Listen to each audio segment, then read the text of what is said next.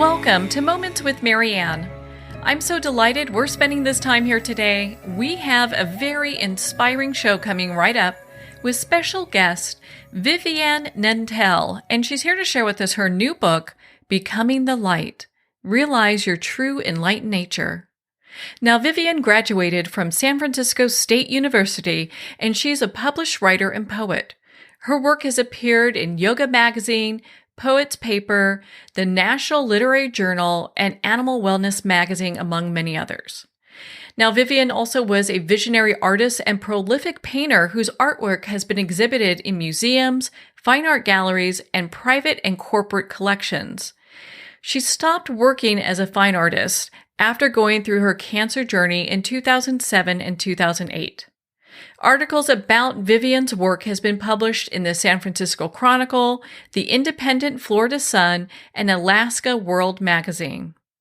She has been interviewed on various television talk shows, including Earth Advocate, Bridging Heaven and Earth, and has appeared in the documentary film Harp Seal by the Sea Shepherd Conservation Society. So let's welcome to the show Vivianne Nantel. Thank you so much for having me. That's what a pleasure and an honor. Thank you, Marianne. Oh, what a joy it is to have you here. And I just can't wait to talk about your book, Becoming the Light. I mean, it's getting such rave reviews.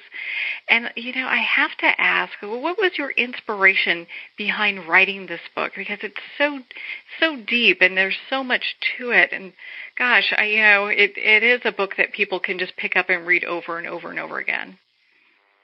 Oh, before I answer your question, I'd love to mention the subtitle, if it's fine with you, because yes.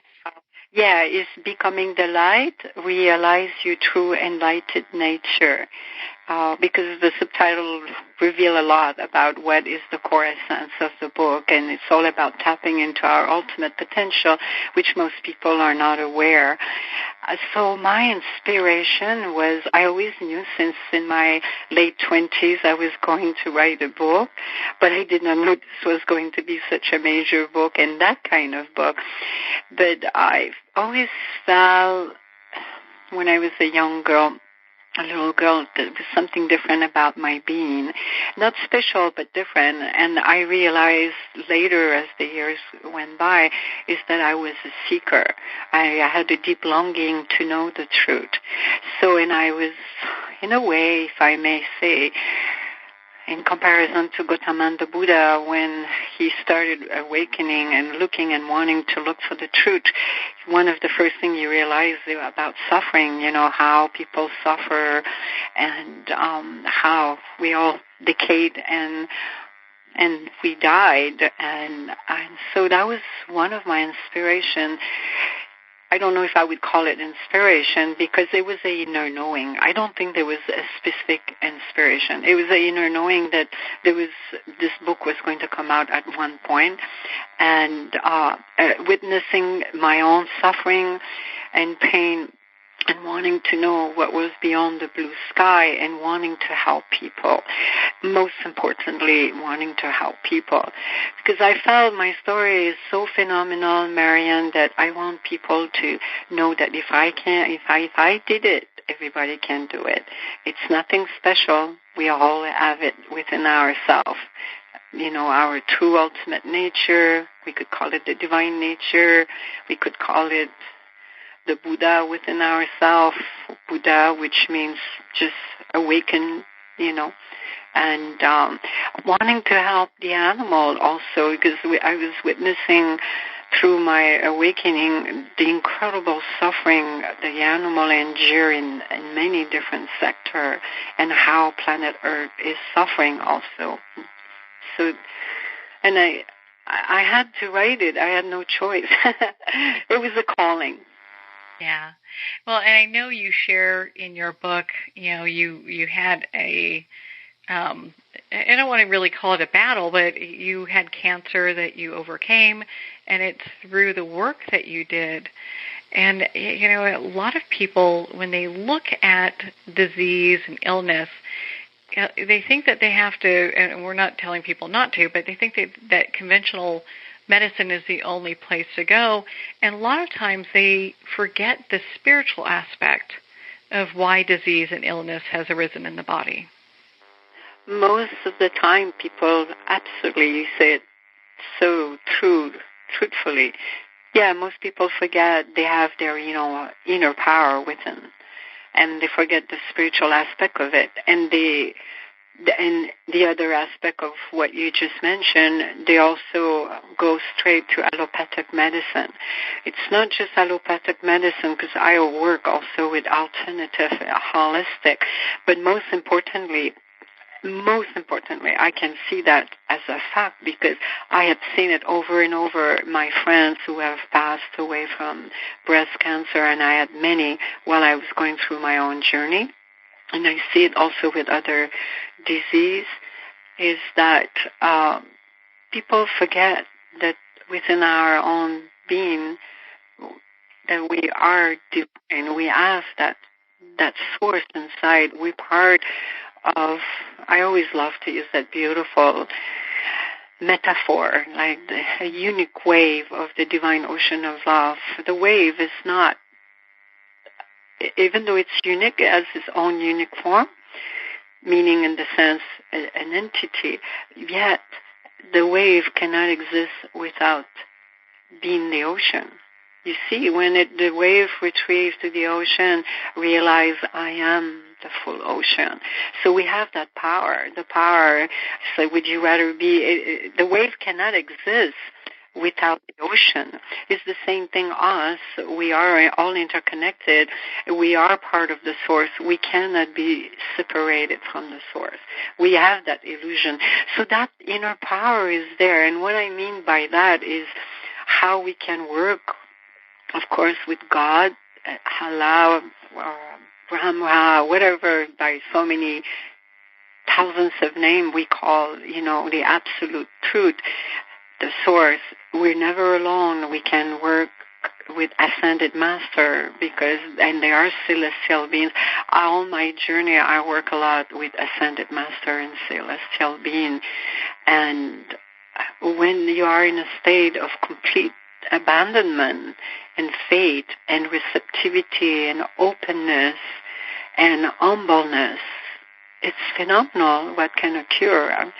I mean, miracle. I'm a walking miracle, big walking miracle, because what I went through, I almost died of an anaphylactic shock reaction to the chemotherapy. And what occurred there, organizing, I don't want to tell the stories in my book. It's too long also to tell. But that I stay alive, and what happened there with Jesus Christ, it was so phenomenal. And I'm not saying that in a religious way. I'm saying that on an energetic, spiritual way. And doing a lot of visualizing, and I tell about my visualization technique there, what I was doing specifically on a daily basis, not just the yogic practices I was doing of pranayama. That was part of my healing, because that's one aspect also people forget. The breath in the yogic tradition, because I'm a yogini and a mystic, and I was in past life, I have recollection of some of my reincarnation, and even though I didn't believe in it when I was younger, and I had a lot of doubts, but through my spiritual awakening, my journey, too many phenomenal things happened and I saw, vision of my past life. But to go back to the healing process is, we have a subtle body. In the yogic tradition, it's very clear, explaining that what is the subtle body, how it's made up, the chakra. A lot of people think we have only 7 chakra, but we have 114 chakra. How to spin them, how to work with the prana. Prana is the life force energy, and that's God itself. Nothing could exist in the physical realm, because if prana did not exist, it's intelligent energy. Everything is energy. So the energetic body that we have in our subtle body is what sustains us, what keep us in the physical body. And so most people, when they go through their either a major depression, which I did, and I attempted to commit suicide, which is all part of my journey, and that the fact that I came out of there, it's another miracle, but we can discuss that a little later. But just to finish what I was saying is, people are not aware of the things I talk about, doing yogic practices, working with the breath, working with the prana, to one of the most important things as a yogi, and it doesn't matter which religious background you come from, socioeconomic background, gender, all those identifications have nothing to do with who you are. When you can break free from those limitations and you really want to work and know the truth and discover your inner power, then I highly suggest that you get initiated and learn some great, ancient, powerful yogic practices, spiritual practices, and especially what we call Kriya. Kriya, there are all different kind of Kriya, and Kriya means complete action. So I'm sharing that now because I want our listener to know that I was doing a lot of Kriya while I was going through my cancer journey. I called it the cancer journey. And considering that it destroys so many of my organs going through the anaphylactic shock reaction, the recovery, the fact that I stay alive was beyond a miracle, but the damage that occurred in my system was so huge, and I won't go into it, and what really saved me was all of those things that I'm talking about. And this is going on 12 years ago. And all through going that, I saw all my girlfriends dying. They could not sustain it because they were not doing what I was doing. And even though I tried to help some of them, but, most people, when they go through a major crisis like that, they get jaded. They don't want to hear. Or changing diet also was another important thing for many people.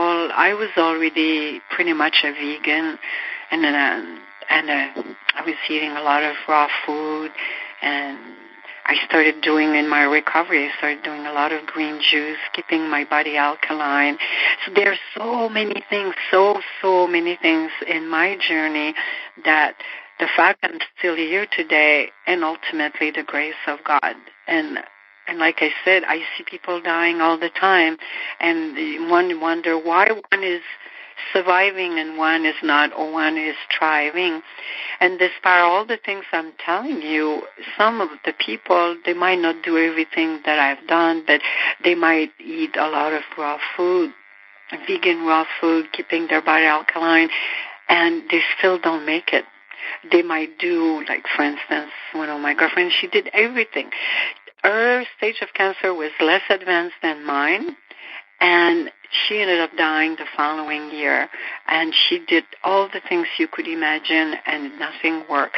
It goes back to the first point I was saying in the beginning, is when you realize your true nature and you take the divine, which is, we are that. We make that connection, we have that realization, we stop that separation, then we have the power to heal ourselves. And ultimately, it's grace, like I said, grace of the divine. Yeah. Well, and do you feel that, because you talk about people getting stuck, and, part of it could be their path, and maybe they're not ready, and I know in your book you talk about self-imposed barriers, and I'd love for you to share with our listeners about that, and if you feel that that could be part of the reason that some people survive and others don't. Oh, absolutely. Two of the biggest barriers, I'm so glad you brought this up, because it's so important and it's so subtle, and most people are not aware of that, Miriam. One of the first major barrier or boundaries or limitation, because I always use this term, putting yourself in a small, teeny cage, and that's what people do. Just the fact people develop mindset. Mindset is it's an enemy in some ways, because it keeps you in that box. So, and most people are not aware they have mindset. They're really not. unless they practice mindfulness and they're really paying attention to the way they interact with other people, how they think, and also it takes courage and humbleness to be able to recognize, okay, to see I got this mindset, this pattern. And people who have mindset and pattern, they tend not to be open because they don't want to hear. Because it hurts people. It hurts their ego. And again, ego does not really exist, but in reality, when you look for ego, there is not such a thing as ego. But it goes back to personality. It goes back to all accumulation, the brainwashing, the conditioning of so many decades of the day that you came on the planet. All that was inculcated to you unconsciously by by society, by parents, by religion, by media, by government. That's not who we are. Those are the barriers I'm talking about. This is how people form mindset. They form opinions. Opinion and mindset, unfortunately, they don't serve us. And if one is smart enough to learn from the wise one and humble enough to say, I'm tired of being trapped in my cage. I want to get rid of my mindset. Because a mindset, I can give you an example. Thinking like, that's maybe one small example. Thinking allopathic is the only way to take care of a disease. But normally a mindset is something that is repetitive in your life, that you're not, it's like a shadow, you're not aware of it. And it really controls your life because you become like a puppet. You are controlled by your mindset. The other major limitation I've seen is, well, let's go back for a moment, mindset. Mindset, thinking that, oh, I'm too old, I can't do that. Oh, I'm too young, I can't do that. Or I'm not smart enough, I'm not beautiful enough, I'm not worth enough. All of this, when you when you extract the essence of a mindset, what you look at it is you see certain characteristics of the personality of the person, such as a person who is rigid in their way of thinking, a person that is not open to learn and to grow and wanting to know, a person that is not humble. You see, and if you're capable of to go inside and do self-introspection and help yourself through all kind of tools and yogic practices, and yogic practices are great to destroy mindset because it works on a deep, deep level, on the unconscious level, and on the subtle body. And also, a lot of people are not aware, unless you're on the spiritual path, and like I have been, path of self-realization and enlightenment, that all this conditioning for so many decades, it's anything that happened to us, even the physical drama and trauma of an accident, it's all recorded, imprinted in our cellular level. And in the yogic tradition, we call it samskara. And so when you do kriya, any kind of yogic practices that involve a powerful ancient technique with a kriya, it purified all those samskara. So that's why this is a powerful way to get rid of mindset, because it's hard for people to get rid of their mindset. They normally fall back to their default. Another major limitation is to identify yourself with all the things that we're not. And the thing we're not is we're not our gender, we're not our socioeconomic background, and we're not our ethnic background. We're not that. This is just on the social level here, so we can function here on the planet, but we're not that. And people make the mistake to identify, oh, I'm Muslim, or I'm a Jew. And when you identify yourself with all those things, is that you take on the whole culture, the whole thinking and the belief system of that identification, and it limits you completely. Consciously and unconsciously, it will limit you. And I see it over and over and over. As for me, when I grew up, that was not one of my limitations because I never associated myself with, I grew up as a Catholic. I never saw myself, because I embraced everyone. I always felt like I never saw people, oh, she's a Jew, or he's a Lebanese. I had friends from all around the world, and I love that. So that's a huge one, and it's even more difficult, this one, in some ways, because most people are not aware of it. They really so ingrained in their unconscious level from ancestor of limiting themselves into believing that's who they are. Mm-hmm. Yeah, and having that limiting belief. Absolutely. Even saying I'm Buddhist is the same too.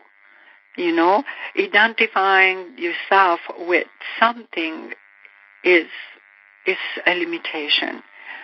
You see, I love the Buddha's teaching. I love everything, and everything it belongs to me. I belong to everything. I don't identify. If I'm being asked, do you follow a religion?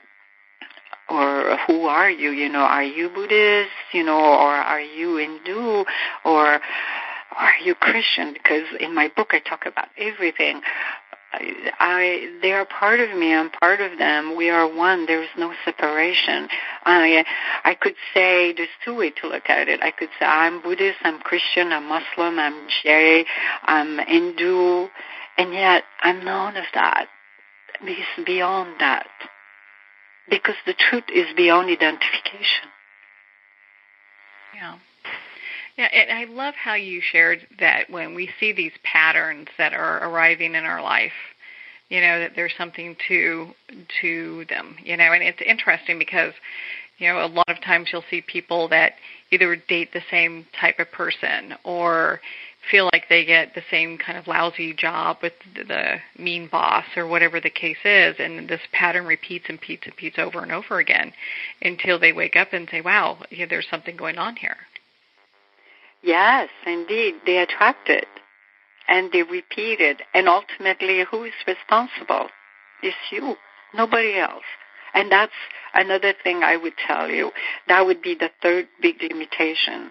And that's very subtle, Marian, and most people don't see that. And it takes sometimes huge crisis in their life, huge suffering, to wake up and realize, I'm not a victim. To wake up that you have inner power and you are responsible for your thoughts, your words, and your action and your life. Nobody else. So if you're falling into that pattern, you're attracting the wrong people in your life, the wrong friends, and the wrong lover, and the wrong job. When I mean there's no wrong and right, everything is relative, but I mean like that it doesn't suit you for your life, that it does not empower you. Because it's all about empowering. Nobody else is responsible than you. And then you need to really take a deep look at yourself and do self-introspection and seek help, because nobody is going to give it to you unless you ask, unless you have the longing and you really want to know. You really have to have that longing to know and say, hey, this is insane. I don't want to continue my life like this. Life is too short. Yeah. And it takes courage to do that reflection, but what's scarier is having everything stay the same way. Oh, my God, yes, definitely. It takes huge courage, and that's even writing this book was such a huge courage to bring this book. But, because there is no ego here, there is no I could have had 1,001 reason not to write the book, and because it's not all sugar-coated, the book, I'm telling the truth out it was, and I mean, there was aspect of my being that really needed to be demolished and destroyed. I was willing. You have to be willing, not only just courageous, but willing to be transformed. And to reveal what I reveal in this book, of course, there's other aspect I didn't reveal, but only because they are too sacred. It's nothing. It's just there's certain things you can't reveal. They're too sacred on the spiritual level. But what I reveal is so profound and tense, and aspect of my being where you can really see the character evolving, from darkness to light, on truth to truth, and ignorance to enlightenment. That has been my path.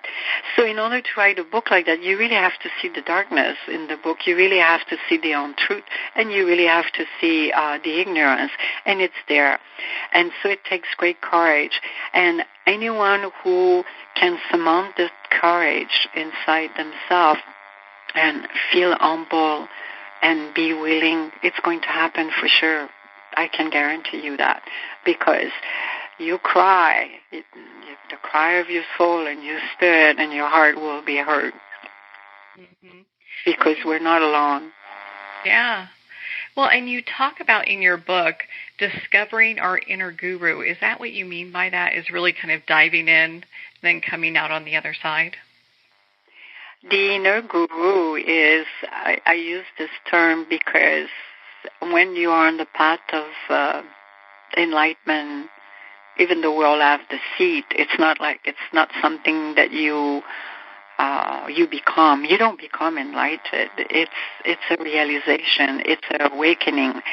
It's actually the opposite of becoming. It's unloading all the layers and going to the core essence of who you are. The core essence, you could say, is the Buddha, the awakened one.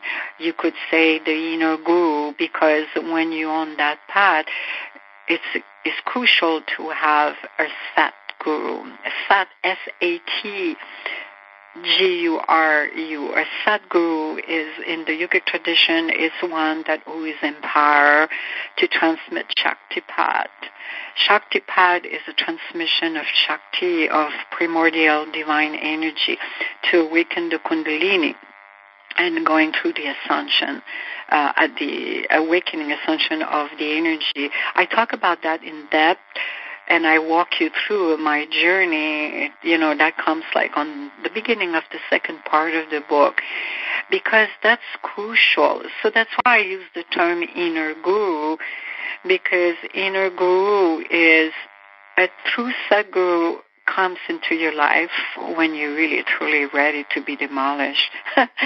Really, get rid of that personality, get rid of all that accumulation, that garbage that you're carrying that makes you suffering for so many decades.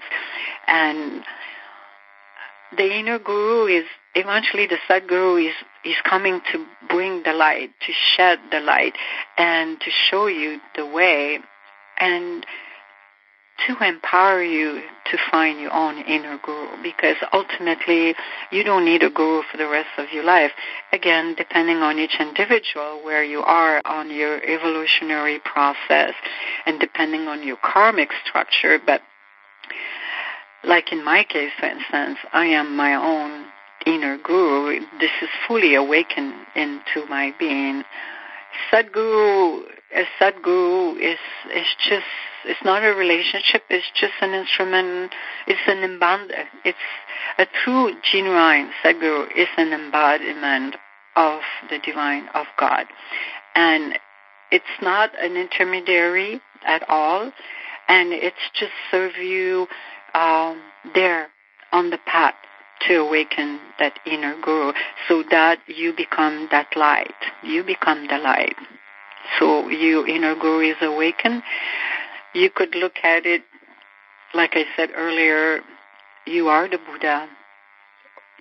That the Buddha's consciousness, the Christ consciousness, the Krishna consciousness, it's all the same consciousness. You could look at it in many different ways.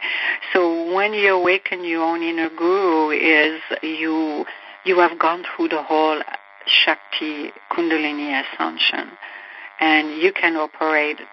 You have started to even develop some spiritual power. What we call in the yogic tradition siddhis, and that's another subject, a fascinating subject on its own.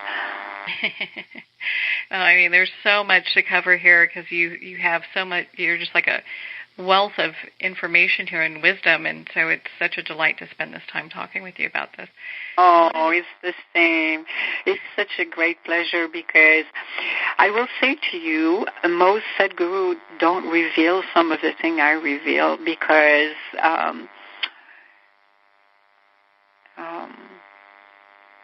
they're acting as Sadhguru publicly in the world. And even with my own master, in a way, because I'm from a lineage of master, if I said my own master now is Sadhguru, not Satguru, Sadhguru, Sadhguru at Isha Foundation. And he's my latest one who came in my life, who kidnapped me from good, and that was so unexpected. But they're already in a power of, there's not a lot like in my case who have such an extraordinary life and what occur, that self-realization, that awakening, and then go out, write this kind of book. I think that's probably what I'm trying to say. And number two is, like Sadhguru, he doesn't talk too much about the Kundalini ascension and all that because so many big things happen around him, and sometimes they do that on purpose. They reserve themselves because they don't want to create any idea and thoughts in people's mind. However, I agree with that. However, I would say to you, and I have observed that because I know so many people, through the organization I've been with, especially within Isha, they get a lot of fear or confusion, or they run away and they're scared. They don't understand because they don't understand the spiritual knowledge that I'm giving in the book that a lot of those Sadhguru don't really bring. And to demystify not only what is yoga, that's done with Sadhguru, but I mean like when it comes to Kundalini and the spontaneous Kriya. When one goes through spontaneous Kriya, what occur, the phenomenon, like speaking in tongue, going into trance, into samadhi, they don't really explain that too much because they don't want to put anything in people's mind. But on the other hand, it doesn't serve in a way because I have people who are within those organizations, they come and ask questions because they don't understand. But it's normal. I think like Swami Muktiyananda, when he was alive from the Siddha Foundation, I never had the great honor and pleasure to be in his presence. He passed away. I think I was still living in Canada, but he was one who was not afraid. And he talked about even the blue pearl, and what it is. I experienced that, the blue pearl. I tell the story. And all those mysticism of the yogic tradition is not very much talked about among the Sadhguru to their disciple or devotee or student. And they do that on purpose. And I completely relate to that. But on the other hand, it leads a lot of people in deep confusion and even scare and run away. And I felt, for me, honestly, Marianne, if I was going to write that book, there is no way I could share my story without demystifying and explain those phenomena, because people would put incredible judgment and it would leave them completely baffled. They would not understand. So I felt, and even I quote Swami Muktananda at some parts, about what are spontaneous Kriya, what I experience, and state of Samadhi, and what is the blue pearl, because those are important things to talk about, to understand. But I think probably what the Sadhguru is saying is that they don't want to put this kind of idea because people they have big imagination, they start creating all kind of imagery or feverishness, wanting to have those experiences, and then it becomes a huge obstacle on the spiritual path. Mm-hmm. But in my case, to write Becoming the Light, Realize Your True Enlightened Nature, I had to explain that. I felt like it was crucial to demystify those phenomena. On that note, we're going to pause here for a quick break. We've been speaking with Vivianne Nantel about her new book, Becoming the Light. You've been listening to Moments with Marianne. We'll be right back after these messages.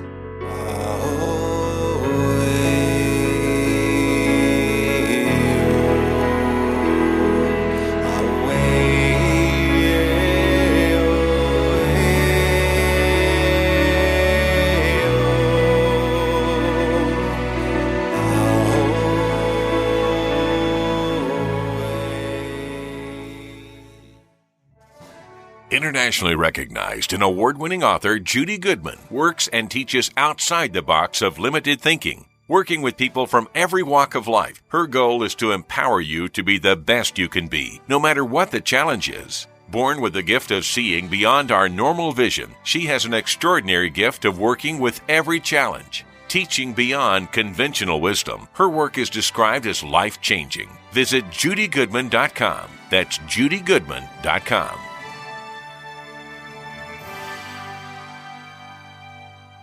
There comes a moment when you realize you're somewhere special, when you discover that each beautiful creature that you see has been rescued from a life of absolute horror and brought to this incredibly free place. Here's where their lives were forever changed and where yours will as well. Discover over 500 tigers, bears, and lions at the brand new visitor center at the Wild Animal Sanctuary just outside Denver. For more information, visit wildanimalsanctuary.org. Discover true freedom at the Wild Animal Sanctuary. Have you ever had the sense that your thoughts might actually be doing something? Ancient secrets of manifesting have been masterfully revealed in the award-winning book Manifesting 123 by Ken Elliott. For the first time, the author's experiences and stories in this book describe exactly how your thoughts can create anything. You've been doing this all your life, but it's never been fully explained for you until now. Visit manifesting123.com for more information today. Manifesting123.com. There are nearly 2 million Americans living with amputation. Many live right here in San Antonio. Becoming an amputee can be scary, frustrating, isolating, but there's no reason to feel alone. The San Antonio Amputee Foundation is here to help support you and guide you toward resources such as home and car modifications and even prosthetic limbs. For more information or to make a donation, visit saamputee.org. We'll help you live a full, active life, one step at a time. San Antonio Amputee Foundation, healing limbs, hearts, and souls.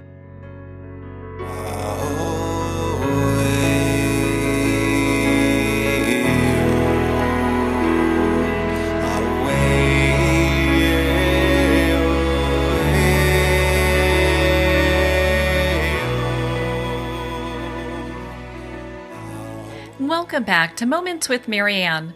We're here today with special guest Vivianne Nantel, and she's sharing with us her new book, Becoming the Light.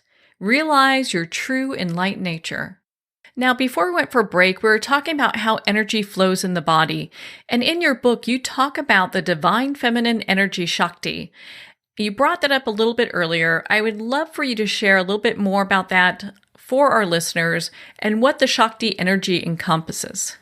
That is such a huge subject, and in an interview like that, I'm a little careful what I say, because it's in order for me to talk about Mahashakti. Maha means great. Shakti means empowerment, force. Those are words from the Sanskrit, one of the older language of of the world, where the Maharishi, through the ancient spiritual tradition of yogic, was transmitted like orally with Sanskrit. So I hesitate because it involves bringing some spiritual knowledge to understand that, because most people don't understand Shakti. But I'll share a few things. Shakti, it's the word used in Sanskrit in the spiritual yogic tradition. In other tradition, even religious tradition, they do exist. It's the same thing as Shakti, except I know this might sound insulting and offending for Christian, please forgive me, but that's the truth. The Holy Spirit is the same as Shakti. I go in trance, I speak tongue exactly the same way that some Christian mysticists throughout history have gone saint. The same thing is the same energy. There's only one God. There's only one energy. It's all from the same source. Whatever words we use to identify that is the same thing. In Japan, they call it ki. In China, they call it chi. It has so many different names. It's the same thing. It's just energy.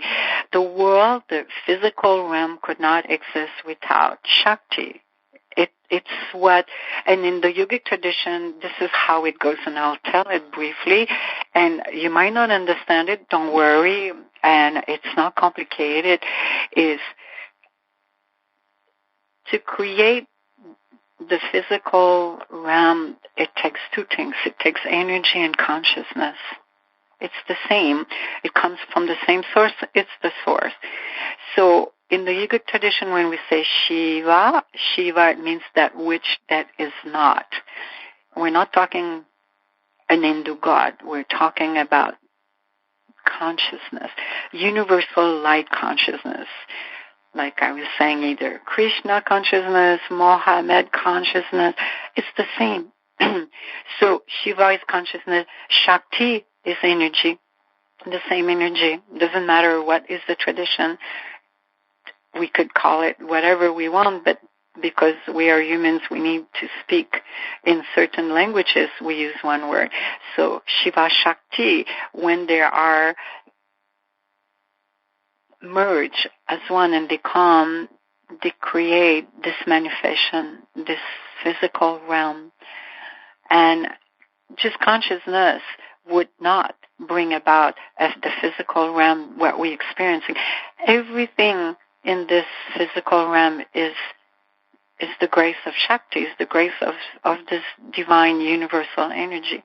The animal have it, the plants, everything is life force energy of God, So we all have it within us, and we human beings, what we have in the Muladhara and the foundation chakra and the sacrum, it's the Kundalini.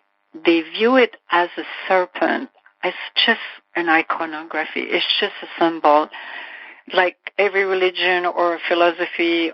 But this is not a philosophy. This is a science. The Rishi looked at it as, they even call it the goddess, serpent goddess, because that energy, the way it is at the root of the Muladhara, looks like a snake curled up, quail. That's what it means, quail. So when it awakens, it goes up and pierces the chakra. And there's a lot of method for this to come about. And each time there is one of the 7 major chakras that open up one at a time. Like I said earlier, we have 14 to work with, but the major one are the 7 one, which I explain in depth, and I even quote Sadhguru on that and what happened at each chakra. And when Shakti, Kundalini, which are synonymous word, Kundalini, Shakti. But normally when you refer to Kundalini, we're referring more to the human being who has that Kundalini inside. So for most people, this is the treasure of life. This is the magnificence of being a human being, is that Kundalini there, awaiting to be awakened, that primordial energy that is sleeping. To awaken that takes a high voltage of energy, and that's what Sadhguru does, transmit Shakti about. And so, and through your own self-effort and doing Kriya, yogic practices, and meditation is very important, and there are many different kinds. Samyama is the most important in as far as what I've experienced on the path, and you'll understand later, but that's another subject of conversation. So, to answer, finishing your question, Marianne, is when Kundalini ascend, and this could be a process of many years, or it could accelerate, it could happen very fast, depending on the karmic structure of the person, depending who is your Sadhguru, and depending how open and receptive you are. It depends on your path. It depends on so many different element, I would say. And so when it pierces and it goes through the Swahasara, which is the 1001 lotus outside the physical body and the subtle body, when Shakti merge with Shiva there, that you are fully enlightened, that you have gone through the whole process of Kundalini ascension. And the reason why it's so important to awaken Shakti, Kundalini, within all of our being is that we are becoming self-realized. It's not a physical, there is aspect of it, but it's very energetic. You are vibrating on a much higher frequency. It's a completely different way of experiencing this physical realm. It's very, very different. And that's where you can tap into other dimension of reality to experience the beyond, going into samadhi and so many. And you see some of those things, like all the mysticism of the yogic tradition. You see that in the Buddhist tradition. You see that even in Christianity. In Christianity, they call it charism. And they have, again, all different names, but all those phenomena are all universal. What you talk about, psyche and spiritual power, what we call siddhis, all of this, it exists. It doesn't matter who we are, where we are living on the planet, they're there. It's sometimes they used by other esoteric spiritual tradition with different names, but they all are universal. So ultimately, why it's so important that we go through this ascension is, of course, the more enlightened being we're going to have on the planet, the more the consciousness is expanded, the more we're going to treat Mother Earth very differently, how we're going to love each other, the compassion we're going to have for each other. Because when you start seeing yourself in every being that you go, every living being, you're going to behave different. You're going to experience this life, but also you're going to help. You know, if you see a suffering animal in front of your eyes, you're not just going to let it suffering. If it's an injured animal, you're going to rescue the animal. You're going to do a difference. You see what I'm saying? It raises the consciousness on our planet. And the more awakened beings we have on the planet, the more chances we can survive. And not only that we can stop all those wars that are happening and all the corruption and that patriarchal energy, society, not energy, but patriarchal mindset. That's the perfect one. That's one. Patriarchal mindset is probably the biggest limitation that you would see. Even in women, because one important thing I need to say, divine feminine energy has nothing to do with our gender, being feminine, being a female and being a woman's body, because we all have feminine and masculine energy within ourselves. That masculine energy is more of, in the universe, it's necessary also destroying. It's as a different purpose. Shakti is about creation, creating, nurturing, loving, embracing, benevolent. You know, it carries other different kind of value with it. And so if you look back, and I talk about that in depth in Becoming the Light, and that's a big of my suffering came a lot from the patriarchal mindset. It is a mindset. Even women today, you could see they have that mindset. And it's so deep entrenched into the unconscious mind, often they are not aware. Women today trying to compete, embracing such harsh masculine energy value, because they think this is how they can survive in the world we live in today. But that's not true. We all have it. And on the other hand, you could look at some, I have seen men who are, they're so in touch with their feminine energy. They're so loving and gentle and caring and compassionate and loving and nurturing. You know, they really, you could see that beautiful feminine. But the thing is, too much of one or the other is no good. And that's the whole thing in the yogic tradition. When you go to the spiritual Kundalini ascension, is you're fully in balance. Shakti and Shiva has merged as one, and there's a sense of unity, of oneness. And it's not just physical, it's very metaphysical, and it's energetic, that you have broke free from those barriers, your energy. And people feel it around you. They feel that light.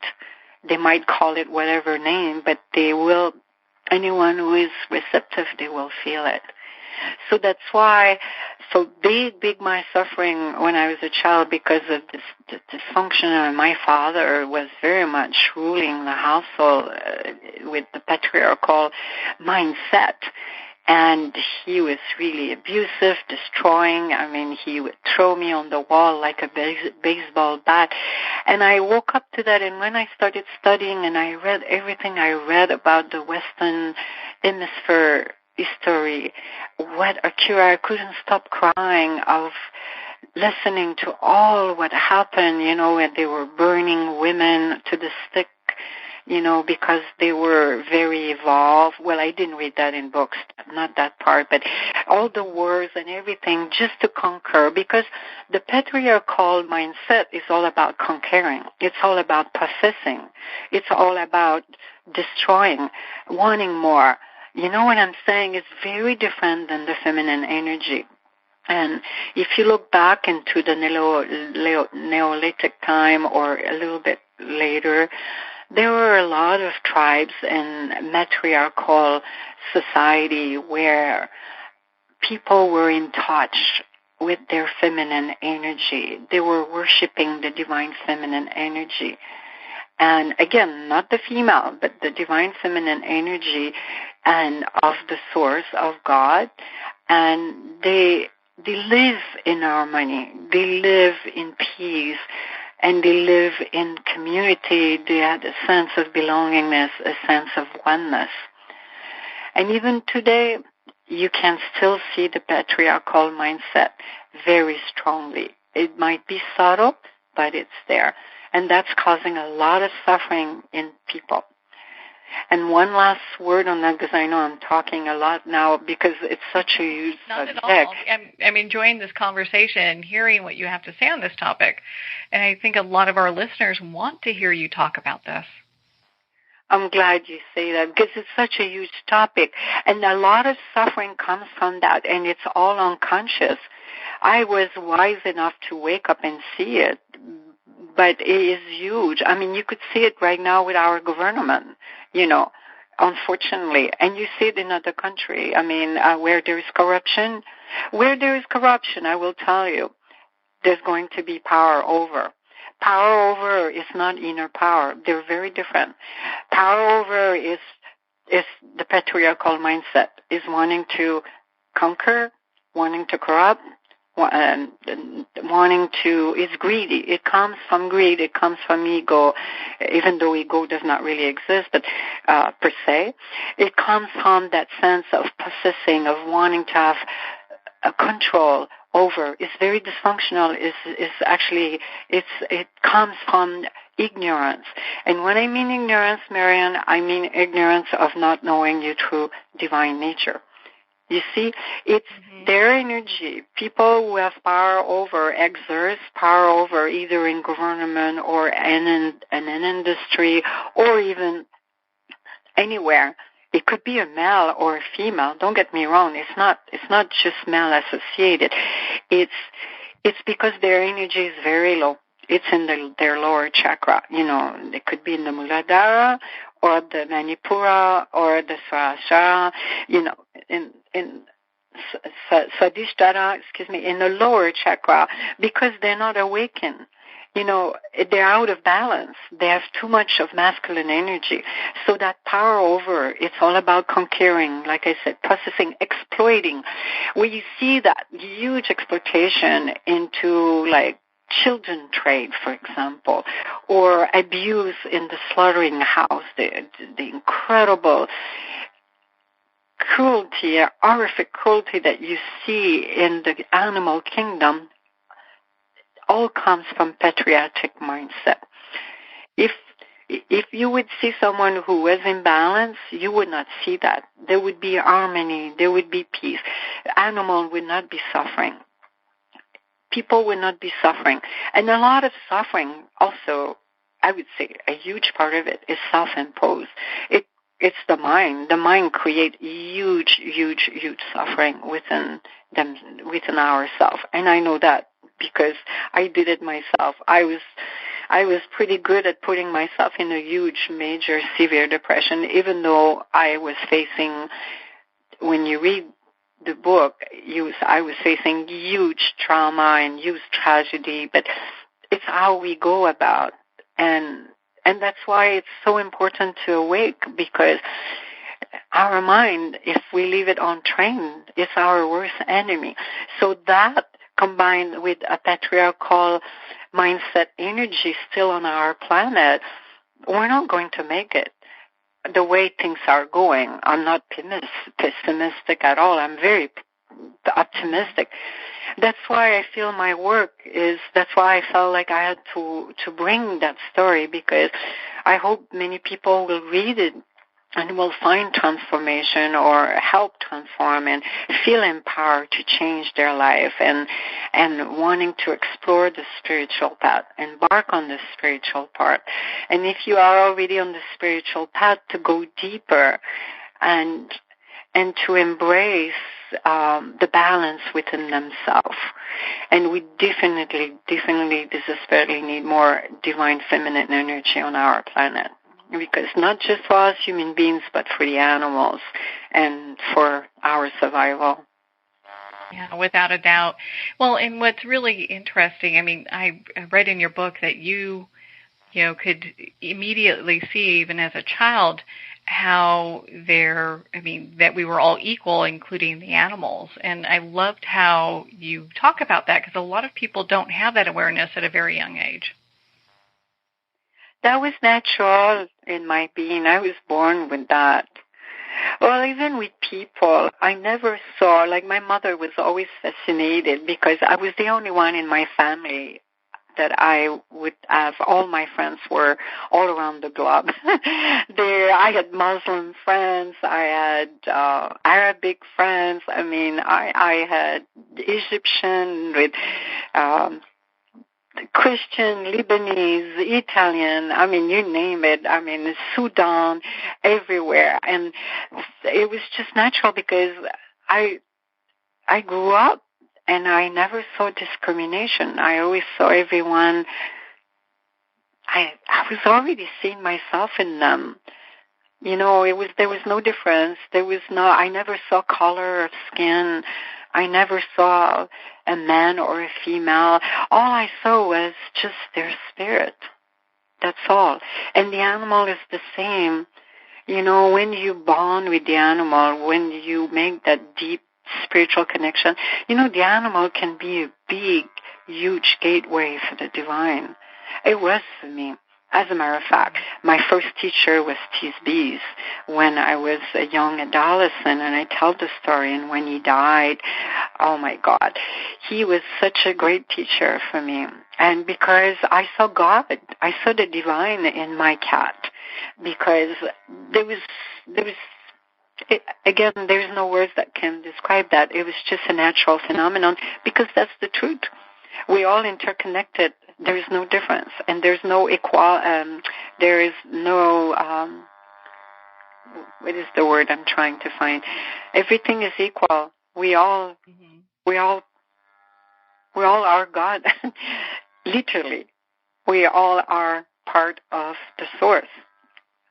And everyone plays an important part here on earth. And without each other, we cannot survive. We all need each other. We all are interdependently needing each other and that's actually in the Buddhist tradition, we call it like depending arising. It's like it cannot exist. We cannot exist. We're all interconnected. And so if we are all interconnected, how can we think the animals are inferior? It's impossible. They all play a role on the planet. Why the year? And I mean, beyond intellect, because that's the thing also. Intellect sometimes, it's a great instrument, but also it could really impede people on their spiritual path. But to my being, when I was a little girl, I felt the divine when I helped an animal because I needed so much love when I was a child. I felt so unloved. I felt like I didn't belong. And I had such a deep longing. And like I said, I wanted to know what was beyond the blue sky. But in those days, I was too young to comprehend what was going on. So to me, the animal was God. And I was experiencing God with them. That sense of oneness, there was no separation between myself and them. It did not exist. It was very physical and emotional, spiritual, and energetic too. And that's the truth, You will realize that if you haven't realized that, I'm not saying you, I'm saying all who are listening, everyone, not one, you in particular, when you are going through huge spiritual awakening and you start experiencing samadhi, you will experience that sense of oneness, what it is, and you will see there is no boundaries. All those boundaries is self-created. That's separation. It's an illusion. Yeah, it's really interesting how just expansive this all can be when we dive into it. And my goodness, I wish we had more time because you're such a gifted individual, and I really appreciate the time that you've been spending with us, Vivianne. Where can our listeners connect with you and be part of your community? It goes so fast. I can't believe it. I know we're coming to the end. Well, I love people to come visit my website, viviannenantel.com. My last name is spelled N as Nancy, A, N as Nancy, T as Thomas, E, L, Nantel, Vivianne, Vivianne. So viviannenantel.com. I'm on Facebook and Instagram. My Facebook, I have a public figure page, and I post all kind of different things. It's about raising consciousness, and some of my videos as well, where I have certain subject on spirituality, small videos, and Instagram, and come and visit. And I hope you will read and dwell into becoming the light, realize your true enlightened nature, and dwell deeply within your being, because reading this book could really open up a gateway to many of our listeners to find so many insight. And it will resonate with each one of you differently, because everyone are on a different level. And again, when I mean level, it's not a matter of hierarchy, or because there is no such a thing as low and high, and that doesn't exist on the spiritual path. There's no competition. That's also another illusion. What I mean by that is it will just resonate with where you are in your life, and it will open definitely a door. And it's up to you what you want to do with it. It can be incredibly empowering. And it could be the beginning of a spiritual process for you. Yeah, a whole new journey. Well, Vivianne, thank you so much for taking the time to be on the show with us here today. Oh, what a blessing. It's a pleasure. And a send blessing to all of you, and you, Marianne. What a gracious host you are. I'm so honored. Thank you so much. It was fabulous, and it would be great to have a few hours more, definitely, but I'm so grateful for this time. Well, thank you, Vivianne. It's been such a delightful time talking with you about your new book, Becoming the Light. Now, Becoming the Light's available at Barnes & Noble, Amazon, and all indie bookstores. And if they don't have it on the shelf, just ask for them to order it and they'll get it right to you. Again, you can reach Vivianne at her website, viviannantel.com. We'll have the link below, and also her book in our book club at momentswithmarianne.com. Well, we're at the end of our time today. I would like to thank everyone for tuning in. You've been listening to Moments with Marianne. And remember, make every moment count.